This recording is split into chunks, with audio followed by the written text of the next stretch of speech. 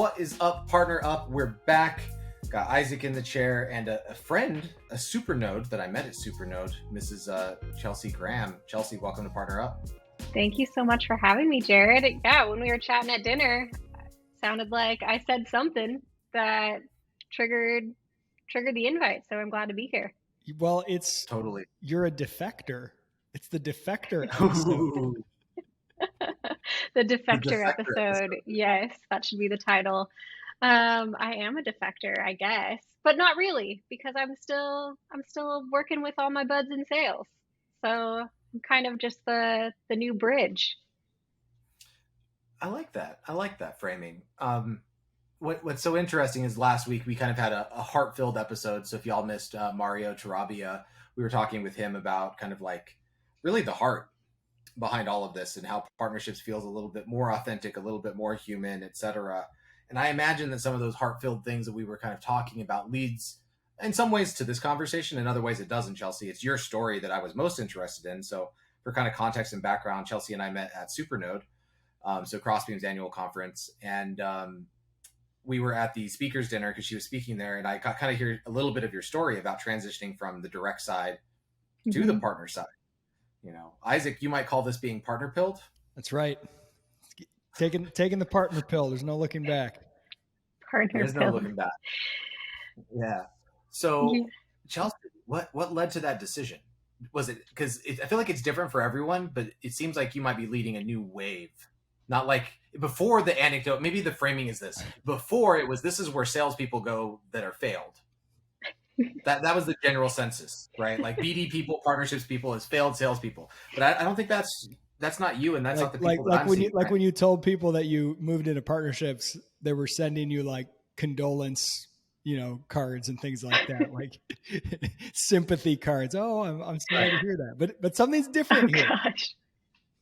Yeah, I definitely didn't get any sympathy cards. More like congratulations. But yeah, it was this move that I don't know if today I would have made the decision for the same reasons, but definitely happy that I made the decision. So at the time, so I was a sales rep selling in new accounts, managing some existing accounts as well.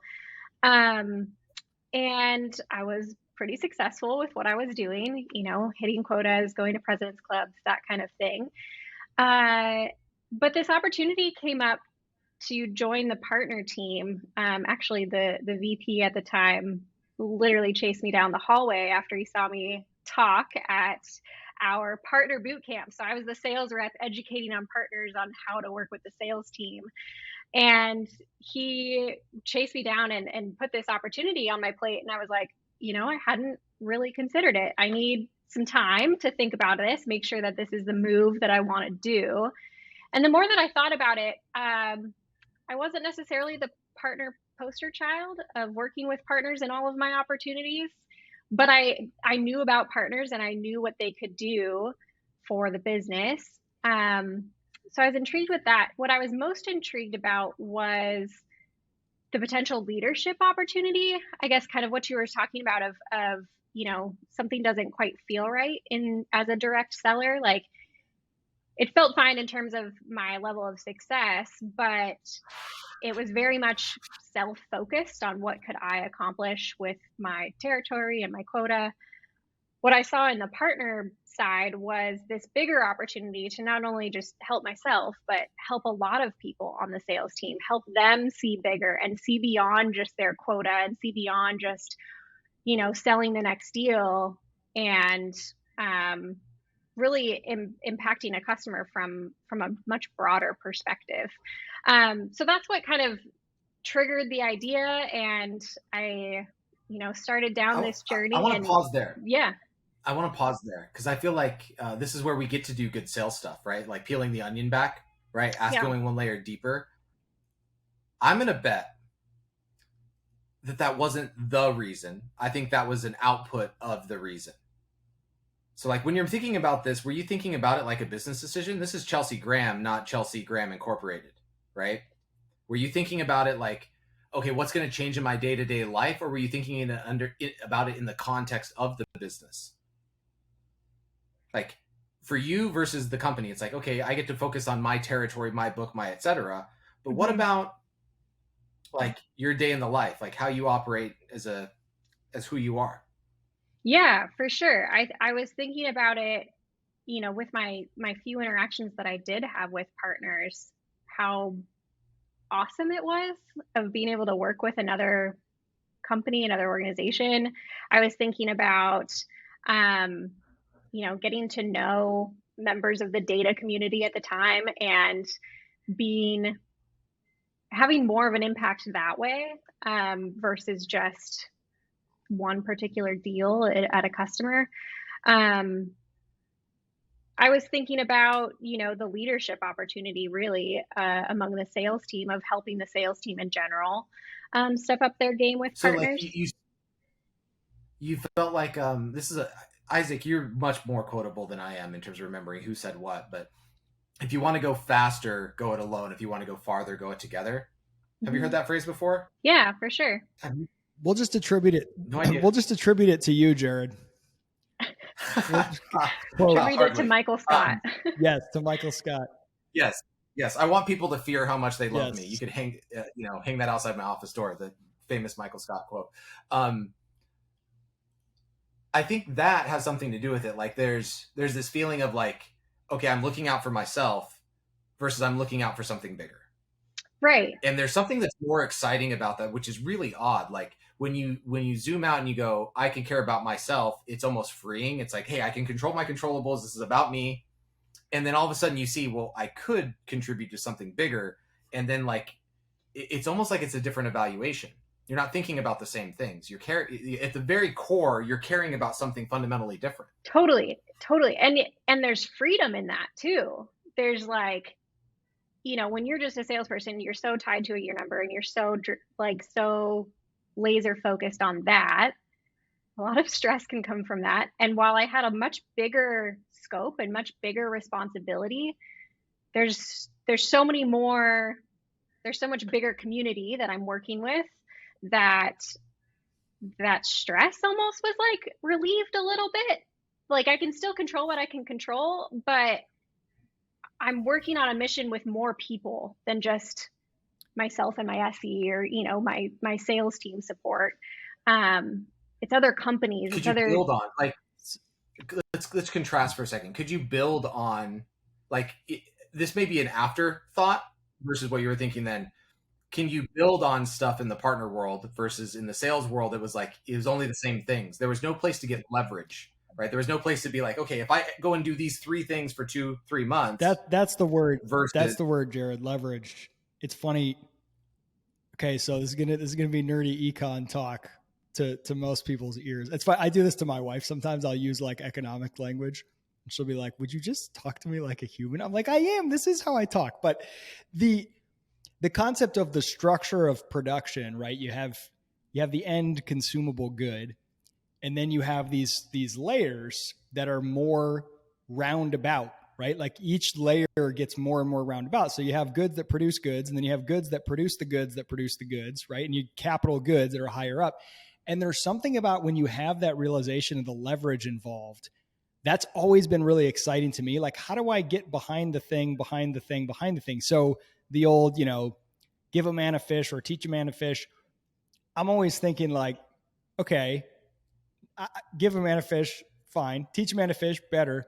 What if I could like raise the capital to build the factories, to make the rope, to make the nets that help people catch millions of fish, right? And there's something in that leverage where you're like, okay, the salespeople are going out there and catching the fish, but can you get involved in the net production process? That's like one Totally. layer more removed from the market, which some ways you can get lost and lose your connection to the end consumer if you're not careful. But the leverage is so exciting, and you have so much more like lead time, and you're just dealing with a whole different world that connects to so many other parts, downstream.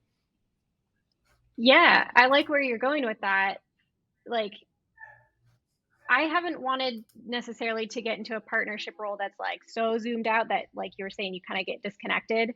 Like, what I love about my role and kind of as I joined the partner system is staying really connected to the sales team and building systems that impact more of them. So instead of just one person catching a customer using their tools that they have, building a solution or building an offering with a partner that will help 10 salespeople land a deal. And so I'm still really connected, and I get to hear like customer needs and concerns every single day, and then putting together bigger solutions in place that will address those.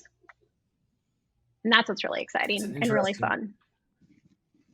It's like an interesting realization which gave me my thesis that I think the next wave of entrepreneurs are partner people. And I've seen a lot of that, actually, even since I think I had that in my first predictions episode 7-8 months ago, where there's dozens of companies that have been founded by ex-partner execs that I'm aware of in that time frame, because that mindset shift from I'm a winner, like I can win deals and I can help customers, to wait, how do I apply this more universally? Like, it's just like once you start to go down that rabbit hole, you realize, okay, wow. And the thing that seemed to be missing was community, almost a movement, right? Like when you're going through that by yourself, can you imagine if there wasn't things like all this stuff that's popped up in the partnerships community in the past, couple years, like going through that without that versus with it? How helpful has community, the movement, the partnerships moment, as I've called it, been in your like realization of like, okay, this is the right spot for me? To be honest with you, at the Crossbeam conference was like the most real and tangible and big feeling of like, this is where I should be. Like, and I had been in partners for several years, since 2018. And at the Crossbeam conference, I'm like, whoa, there's a lot of us now. Like, we're doing stuff. We're building dozens of us. Dozens. But and getting to talk with other people in my role or working on what I'm working on was so cool to see and understand that I'm not alone. This isn't just me trying to figure out something crazy. Like we're all working on this together. So that was one of those moments for sure of just like, this is the right place for me. And that just happened in May. And I've been doing partnership stuff for a while. So what do you think then is the task at hand? If this is, I reported on this the other day. I can't remember who I can give credit to. Isaac, correct me if that name pops up. But I saw someone say something about the number of account executive jobs on LinkedIn. Oh, I saw that. Yeah. And then the number of partnerships manager jobs. And I believe that account executive was 76,000-ish at the time of publishing. And then partnerships manager, that word exactly, was 80,000. And I was like, what did that just happen? That's a thing. And that doesn't include, it's like, partner manager versus partnerships, or AE versus account executive. But generally they seem pretty, those are pretty universal. Account executive's been around longer than partnerships manager. So there is a new wave of people coming in. Why? Because there is not 80,000 partnerships managers that have done the job before, right? There are certainly 80,000 plus account executives, but there aren't 80,000 partnerships managers, meaning we got to pull from CS, we got to pull from sales. We have to inculcate the next generation of partner pros. What do you think is missing in this movement? Like, so you stepped into Supernode and you're like, okay, I feel at home. Going back to 2018, what do you think is like, I don't know, for the people that are listening to this podcast, we're the crazies. So what do we need to be doing? Teach us on how we can bring more people like Chelsea to the table.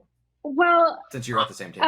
Yeah, I think the transition actually from, moving in my roles at Tableau to moving to Highspot and more of like tech partnerships has been really eye-opening, that I wasn't super aware of.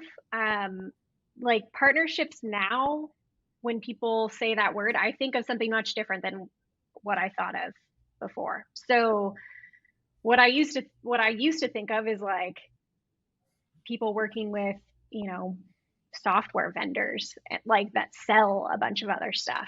That's, I think, what some people still think of when they think of partnerships, like that it's this old school reseller org. versus SaaS tech partnerships, which is really fun and exciting and challenging and all of the good stuff. I think more education of like what even partnerships is to like the sales team and what is possible there. I don't know if everybody's even aware of it. To what degree, Chelsea, because that's one of the exciting, interesting, and challenging things about the way that partnerships have changed with, some of these SaaS tech partnerships, is that they impact more than just the sales process. They also impact the customer success team, for example, Right. if you're working with integrations and things like that. To what extent are you working entirely with sales internally, or are you also working with other departments, with customer success or product or marketing, with trying to help them coordinate with partners? I'm really curious to see that, because it's kind of like becoming well established, this motion of partner sales, and then there's this kind of like little pockets of partner. How do we do that with our marketing team? How do we do that with CS? So I'm curious where you are at in that. Yeah, I'm mostly centered around the sales team in terms of, finding originated and influenced revenue with our partners. But a lot of that is the give motion. You can't start a flywheel until you give. And so that's working with our account managers to help them understand, what retention can look like. And we're still digging into a lot of that data of, customers using integrations and what their success rate looks like using our partners, and, how many integrations does it take to make our product really sticky, that kind of thing. I think that will only increase the motion that we've developed. So working with them for sure, working with our enablement team for both internal and external with our partners, as well as our team members internally, to understand, why we partner, how we partner, what the joint value prop is, all of that for each one of our partners. Working with marketing too, to help give us the right collateral to attract new buyers because of these partnerships. That's a little bit on the lighter side. I'm mostly focused on the revenue piece of it.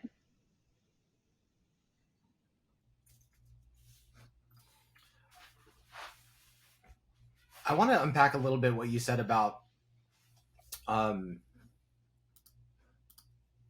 it's kind of bothering me. What's something I've been thinking about a lot. We should have a segment. Tell them why you're mad. Tell them why you're mad, Jared. Or tell what's bothering you.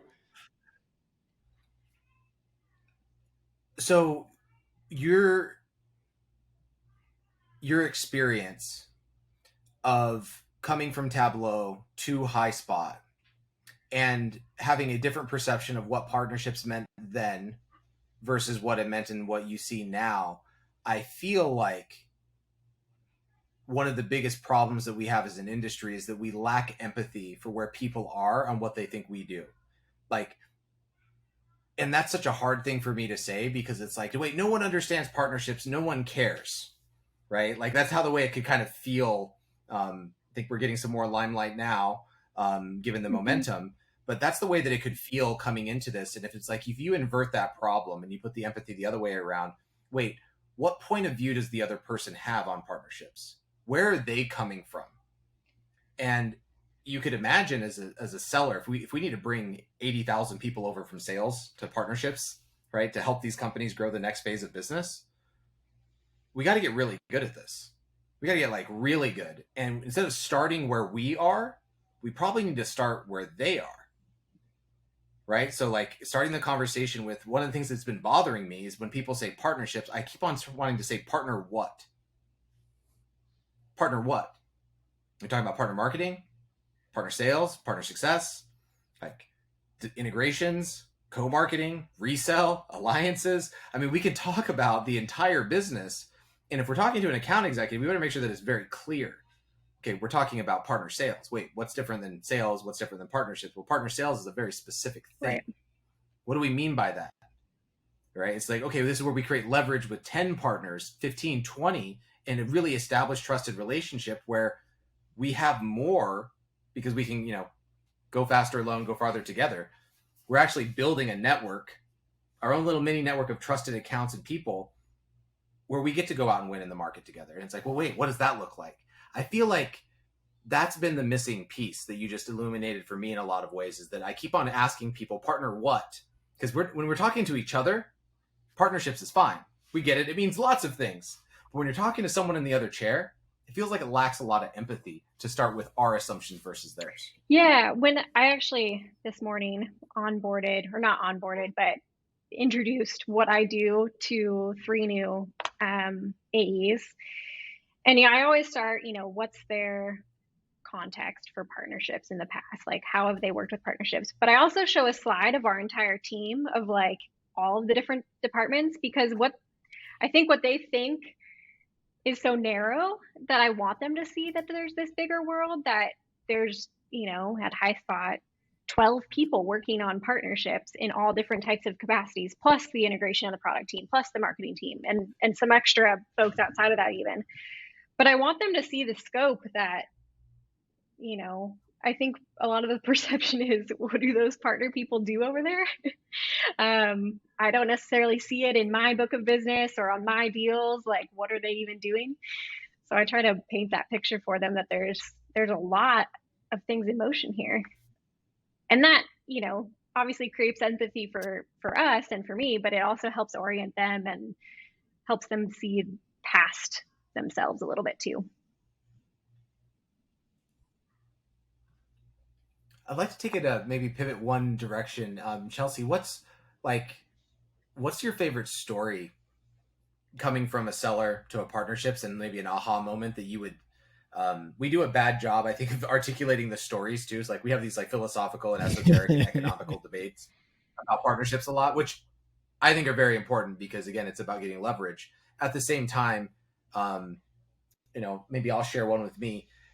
Everything started to change for me whenever we could get our least trusting rep, like the one that hated partners the most, to speak at QBR about how they were working with partners. So for me as a partner leader, that was like, okay, that started to change the effect, the behavior of reps way more than my 470 Slack DMs. And how did you go about that, Jared? How did you go about that? Like, did you deliberately say, okay, here's the crusty person who's, cranky about the partner thing? Oh, it took 6 months. No, I gave everyone on the partner team the target. Like, we have to turn this person into our number one fan. It was like the loudest, most hating, like, I was like, we're making this person a fan. So that for me was a big aha moment, because then I could just, instead of giving my whole pitch and spiel and like why you need to work with partners, I'd be like, go talk to this person. You know that he hated us more than anyone. Go. Why is he number one on the board this quarter and this year? He said it himself, not me. And then that social proof took care of everything. Like, okay, what do I need to know? What are some of those anecdotes or stories that you feel like have been like aha moments for you, and at Highspot or otherwise? Yeah, I guess aha moment in what way? There's a lot of different ways to take that aha moment in flipping the scale. I don't know, just the story components, like removing the tactical, like here's the impacts on the business, but like experiencing from the other side, like, wow, that's where leverage is. If someone would have told me that, or if I'd heard that story whenever I was on the direct team, that's how we can kind of go and narrowing that delta on these 80,000 jobs we have. I think what you're saying there of raising, awareness on the sales team, we take the same approach where we try to win over the tough sells, the people who are the most against it, or the most lone wolf about it, and really target them to help them and make sure that they're successful. We've done that. And I think one of the best things we did was have a sales kickoff session where we had account managers and account executives, like both sides of the house, talking about how they're working with partners. That was huge. We've done that both places. At Tableau, one of the best programs that I ran was for the SMB team. And we purposely targeted the SMB team because those are our future enterprise sellers. And we wanted them to understand and know and believe in partners at the beginning of their career journey. And so we developed a program called SM Best. like SMB, SM Best. And we had a monthly like little cohort. So one member of every SMB team across the country would join us once a month to hear from a partner. They'd get to workshop about maybe running an opportunity or something like that. The dog's in the background chewing something right now. And those are we love those moments, by the way. So that's great. It's perfect timing. Yeah, we just got told that, by the way, Kelsey. We just got told that one of the favorite episodes is when we had a kid interrupt the pod, and it was we were literally on a meeting, and someone's like, "Hey, I love the show.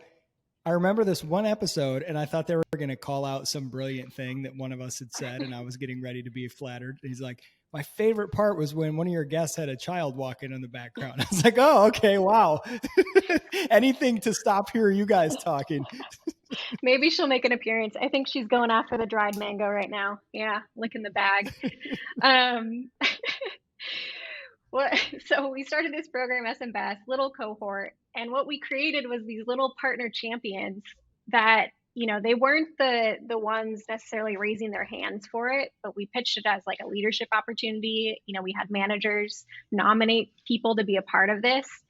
And that was awesome because then they go back and one of the requirements was they meet with a partner, they hear about something or hear about a specific topic, and then they went back to their teams and they had to teach it back. So they got the leadership experience and they got the glory about teaching their team about something new. But we set up this whole program in motion. And that was really fun to see the light bulb moments go off. Like, gosh. I love you said they get the glory. That's just like make them famous, right? Which is a principle for partners as well, right? Just giving someone the opportunity to build social capital, to take credit for something, to look good because you equipped them in some way. That's powerful. Yeah, exactly. And then they get to feel like the hero when they bring this new idea to the team. And one rep, so many times this happened. They would tell me like, "Oh, I didn't know we could do XYZ." And it's like, guys, I've been telling you that for months, like the same thing. But once you like get them to like tell it to somebody else, what's that saying? You like, once you teach it back, you actually are learning. That was the light bulb moment for me of like enabling those reps to go and be the ones to spread the message rather than me just like talking over and over. Man, that is such a great little tidbit right there of like, if you are experienced by, people in sales, for example, as this other department who comes and tells them, this is how you should be doing things with your partners, versus pulling individuals out, equipping them and say, now you get to go and tell your salespeople, you get to go and tell, right? Like, oh, it's so small, but it's just so like, what do we talk about all the time, Jared? Recognize the way things already are and try to work with them rather than against them. That's human nature. Humans don't like someone from another department coming in and saying, now I need you guys to do things my way. But they do like, hey, here's something that helps you out in X, Y, and Z. Now you get to go tell your team, you get to come to them with this new bit of insight. That's just I love it. That's do you Oh yeah, Mythbusters? That was a favorite Chelsea? show of my family. We'd watch Mythbusters all the time. Yeah, it was so good, but I always thought the opening line from I can't say the bald one with glasses because both Jamie of them had bald with glasses. Adam. Not Jamie. Adam. There we go. Adam. What did he say? Like scientists tend to have this problem too. Like scientists are very bad at being persuasive, right? They're bad at like telling a story. And his opening line was, "I reject your reality and substitute my own." Right? Like that was his line. And I always remembered, I was like, that's really smart, but no one is going to listen to that and then be like, okay, now I'm listening to you. And that's kind of what we do is like, look, you don't get it, salesperson. You don't get it. And it's like, we tell them, and then you use some more universal principles of like, hey, let me expose them to a leadership opportunity, a cohort-based experience where they're not going through it alone. You just tied together a bunch of really interesting insights. Like we've talked about cohort-based experiences on this podcast that's a much better community and membership, approach than like, hey, here's this, black hole of community, figure it out, versus like, hey, can I go in with a handful of people and being exposed to, hey, you can create more. There are some answers to this test, is really brilliant. And like, I don't know, there's being that more human and empathetic for like the first principle side of things always yields to me. I've seen better results than I reject your reality or even, and substitute my own. So, I mean, I've spent a lot of time in the kind of like education and training and whatever space. And the power, one of the huge powers of the cohort-based approach to anything is not only that you're not in it alone, right? You're together, but that there's boundaries on it. So it's not a cohort. It's not everyone. It's limited. It's a small number of people. And it's also not all the time. There's some time-bound element. And so if you compare that to, what's the classic thing people make fun of venture capitalists for saying, let me know how I can be helpful, right? If the partner team is like, we're here, we're just here all the time with information, we can help you. Like, come to us if you need us. There's no urgency. There's no, Jared, the principles of selling, right? So, hey, we're going to put specific people through a specific sort of cohort-based something that has some time element, that has some, you tap into something there and then once that groundwork has been laid, then the sort of we're always here kind of matters, right? Like it's like if you've ever tried to spin up a Slack group and you're just like, here's a bunch of people with like interests. We're all here all the time. It's like dead. It's like crickets. It's awkward. Whereas if you say, let's say you have some online course that has cohorts, and as soon as you're done, all the graduates go into a Slack group. Yep. Or if you've been through like a 500 startups or a Y Combinator, right? You have your cohort, you go through the trenches together. After that, now the kind of we're always here to help you actually helps, and people take advantage of it and they jump through because there was something there that was like concrete. So like concretizing that, it's whittling it down to smaller numbers, to doing something instead of just sort of being like an ever-present, here when we need you sort of. It's almost like making yourself somewhat scarce in a way, to create some urgency, I guess. And creating like a special experience versus just an enablement session for everyone, like they got to participate in something that was a little bit unique.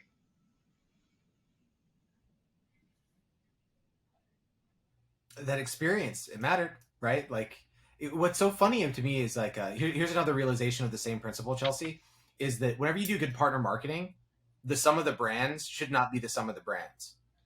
Like, wait, what the hell? What does that mean? Well, if you do some good partner marketing, it should not be 1 + 1 = 2. It's something else. It's transformed, meaning what you did is you said, hey, this isn't our partner enablement session. Like, you had a little brand for it. This is SM Best. And like you kind of blended together multiple things to where they felt they were going through an experience that was just for them. It wasn't about the partner team. It wasn't about the SMB team. It wasn't about this company thing. It was about the sum of that. We're giving you so much more. And like, that's like just such a good nugget of wisdom. Like, the partner people that win are going to be able to do a very good job at curating those micro experiences and tying those components together. Did we get to see the dog finally? Her name's Frankie. Frankie, come here. I got a cookie for you. Come here. Wow, the first time in her life she's never been running to a cookie. Yeah. Now she's okay. I just saw her walk past you, and now she doesn't. Yeah, this is so funny. She's very food motivated. She'll eat anything you put in front of her, and she usually comes running. Come here. This is where I get to get my YouTube plug, Isaac. For the dozens of us that watch you, actually, your Alex Komrosky episode was actually doing pretty well on YouTube right now. So you and him did something pretty well with the. Come here, Frankie. Oh, she's sitting so there nice. she is. There's Frankie. Now you got my wheels all spinning on this idea of. She is a. Wait. What kind of dog is that? She's a sheepadoodle, an old English sheepdog poodle mix. Sheepadoodle. Wow. What a cool dog. That's actually. amazing. I'm pretty geeking out on this dog right now. She usually sleeps all day except for today. That was exactly what I was just talking about. No one cares about your dog, but a sheepadoodle, right? No one cares about your partner enablement session, but the SM Best. See how I did that? You got to give it a fun name. I'm really stretching with the dad jokes right now. Yeah, your theoretical dog versus the sheepadoodle that's right in front of me in real life. It's concretized. I can't even remember where we were. Jared, what happened? We went off the rails. We went off the rails. That's good. It's good. Happy Tuesday, everyone. Release day. If you don't know, that's when we publish. PartnerUp is every single Tuesday. We're just hanging out, Isaac. We were talking about how we make 1 + 1 = 3, and the SM Best kind of event there with Chelsea. I'm kind of imagining. It's funny because I'll hear, partner people with sort of the same refrain of, like, people don't really take me seriously, or take our department seriously rather, or listen, or I'm trying, the salespeople, and this little insight of like I'm just imagining, places I've worked before. If you get some email or some calendar invite, it's like, hey, there's a lunch and learn where you can come learn about whatever to help you do your job better. It's always like, ignore, right? Or, well, it depends. Are they offering food? Maybe I'll stop by. Or if there's some kind of, optional mass training or whatever, or even if your manager says, I want you to go to this, versus the idea of something where it's like, how could I handpick, maybe like in Jared's case, maybe you find the salesperson who's the biggest skeptic, maybe you handpick a handful of people and you personally invite them. Hey, we put together a cohort of 6 people. I'm inviting you to be a part of it, and we're going to do this thing. And here's like being invited specifically to something. Like I've been invited to conferences like colloquia that have like 12 people. Yeah. It's like you were invited, you and 11 other people, to come and discuss this book. And you just feel so flattered. Like there's just something subtle there about the way you might go about interacting with other departments. I don't know. I this is nothing brilliant, but I'm just hearing you. To me, it's like really hitting me. I'm like, oh, that is brilliant. Like just that little story. Well, I was just going to say, it's why like one-on-one conversation works so much better than like team meetings or anything. This was part of my talk at Crossbeam Supernode. The unglamorous piece of it is like, I've spent a lot of time in one-on-ones having the same conversation, but it gets so much more engagement when I do that, when I message somebody one-on-one in Slack instead of an entire channel. I get no engagement when I drop something in the account management channel, but when I ping an account manager, like, hey, I want to talk about your accounts with this specific partner because it's going to help you do this, and it's going to do this for the partner. Like, they're like, sure, yeah, let's talk, let's do it. And it's harder to say no when you're the only person asked versus like a channel of 30 people or 60 people or whatever it is. Right. It's like, you can come up with things so quickly. Like I could imagine, hey, instead of, partner training that needs to happen in Q4. It's like, hey, there's 4 modules that you need to watch in Q4 on partner training. Why? And then it's like, hey, you're one of 5 AEs that we're doing Not Alone November with. There's 4 weeks in a row. We're going to meet for 30 minutes, review this one collab session. And at the end of it, we're going to do this. It's like, okay, I'm in. Not Alone November, meaning like you're going to work partners into all your deals, and here's the benefits you're going to get for it. And it's like, it seems bigger. It's like, okay, I'm a part of this experience now.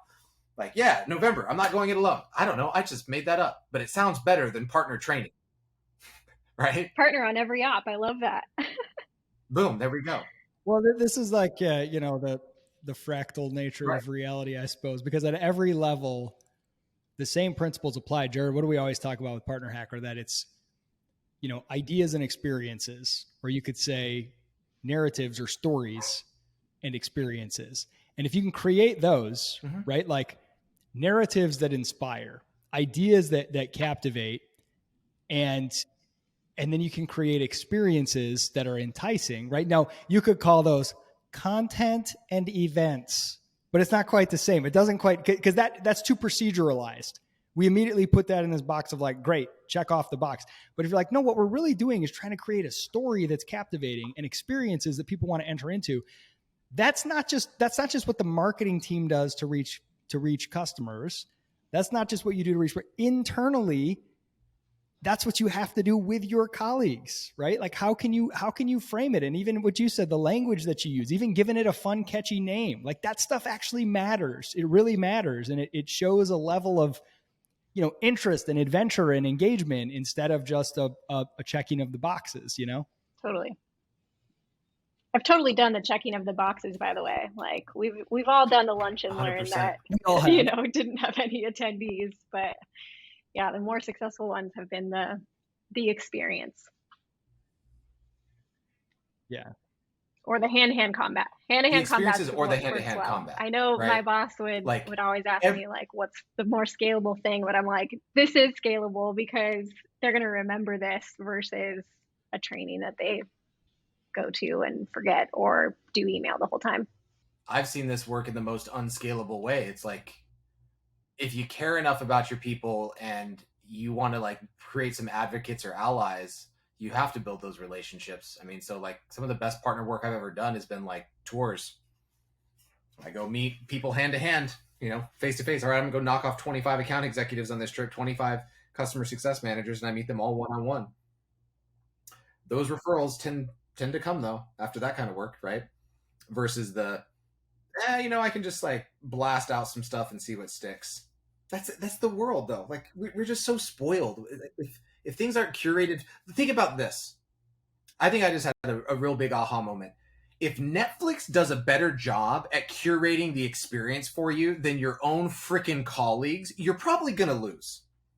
Right? Like if YouTube's algorithm is doing a better job at like, your day-to-day, if Spotify is, if your recommendation engines that basically power your entire consumer life, if you as a person can't go to your colleagues and like help create that same thing for them, guess what? They don't care, because everywhere else in their life, Amazon just suggests the products that you should buy. And it's so dang, for a household, when you got a kid, a wife, dogs, or spouse, whatever, I mean, I don't know. Basically, Amazon knows all the stuff I'm pretty much going to buy. Like, I can't imagine going and starting over at like Jet.com and Walmart, where like it's like figure it all out by yourself. No, right? So I think you just unlock something really important there. If you can't be as personalized and engaging and like create that experience for your colleagues, just recognize as consumers everywhere else in their lives. And that's the fun part too, right? You get to know your colleagues. You get to know them as people and as humans. And what's the point of working if we can't get to know each other and enjoy doing it? And like, I don't want to live in a world where my life is blasting out 1,000 emails or doing a mass training. Like, I want to get to know the people I work with. That's more fun anyway. There is the promo clip right there, Jared. Right. Yeah, absolutely. That's the one, because in partnerships, you're not competing with, like, you're competing with Netflix or YouTube or Spotify, right, or Amazon. You're competing with the new way that we all expect value to be given to us, which is recommendations and curation, not just information. Hey, here's how partnerships works. Here's all the information. It's like, no, curate it for me in my world where I live and like make it an experience where I'm excited. And that's just like some 101 stuff.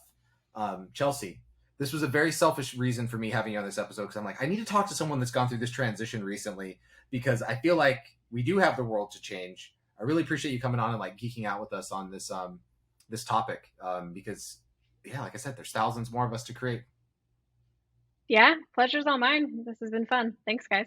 Absolutely. We don't have any plugs this week, so I'll do the thing. If you love what we've been doing at Partner Hacker, we need some love on YouTube. We always do. We never do well on that channel. I will continuously, endlessly self-deprecate that channel till the end of time. If you're not subscribed to Partner Hacker Daily, that's ridiculous. Pretty much all of you probably are. There's we're going on 2,500 people now, and we'll see you at partnerhacker.com. Oh yeah, I was going to do a push for this too. If you listen to us on Apple Podcasts, just scroll to the end of the podcast and leave us a review. I would really appreciate that. So there, I did self-promotional plugs. Good work. I didn't even have to do any promos. There we go. All right, Chelsea, we appreciate it. Partner up. We'll see y'all next time.